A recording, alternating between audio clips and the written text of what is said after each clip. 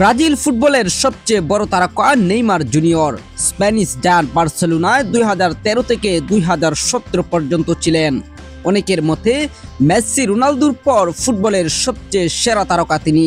তবে 2017 সালে ক্যারিয়ারের সেরা ফর্মে থাকা অবস্থায় বার্সা ছেড়ে তিনি পাড়ি জমান প্যারিস সেইন্ট জার্মেইতে। এরপর কেটে গেছে 7 বছর। মাঝখানে বেশ কয়েকবার বার্সায় ফেরার ইচ্ছে পোষণ করেছিলেন এই ফরওয়ার্ড, তবে তার সেই ইচ্ছে পূরণ হয়নি।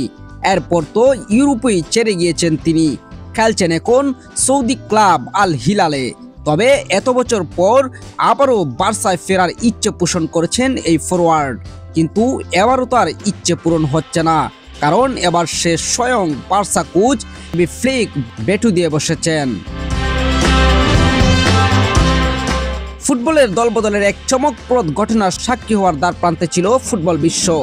সাবেক বার্সেলোনা তারকা নেইমার এই গ্রীষ্মে তার পুরনো ক্লাবে ফিরে আসার চেষ্টা করেছিলেন, কিন্তু ক্লাবের নতুন ম্যানেজার হ্যান্সি ফ্লিকও তাকে ফিরিয়ে দেন।